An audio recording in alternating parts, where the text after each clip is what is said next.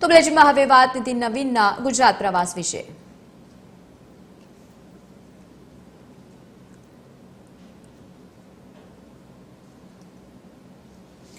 ભાજપના રાષ્ટ્રીય અધ્યક્ષ નીતિન નવીનના ગુજરાત પ્રવાસનો આજે ત્રીજો દિવસ છે। અમદાવાદના હેરિટેજ પોરખાડિયા વિસ્તારમાં મન કી બાત કાર્યક્રમ તેઓ નિહાળવાના છે અને બાદમાં સરદાર પટેલ એરપોર્ટ ખાતેથી દિલ્હી જવા માટે રવાના થઈ જશે। આજે ત્રીજો દિવસ છે। સતત 3 દિવસથી તેઓ ગુજરાતની મુલાકાતે રહ્યા છે।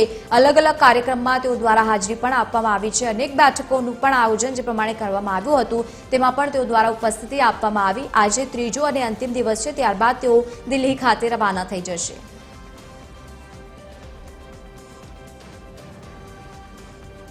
વધુ માહિતી સાથે એસોસિએટ એડિટર સોનલ અનડકર જોડાયા છે। સોનલ, આજે ત્રીજો દિવસ છે નીતિન નવીનના પ્રવાસનો, આજે કેવા પ્રકારના કાર્યક્રમો રહેવાના છે, પછી દિલ્હી ખાતે પણ રવાના થવાના છે?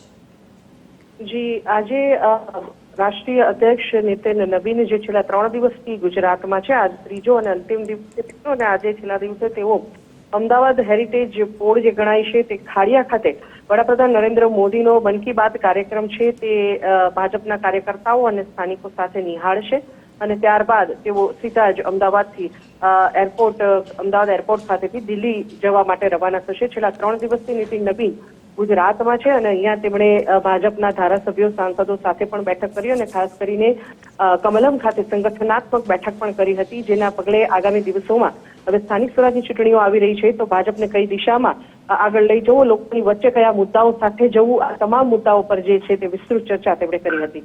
જી બિલકુલ સોનલ, આભાર સમગ્ર માહિતી સાથે જોડાવા બદલ। તો આજે વડાપ્રધાન નરેન્દ્ર મોદીના મન કી બાત એપિસોડ પણ તેઓ સાંભળવાના છે।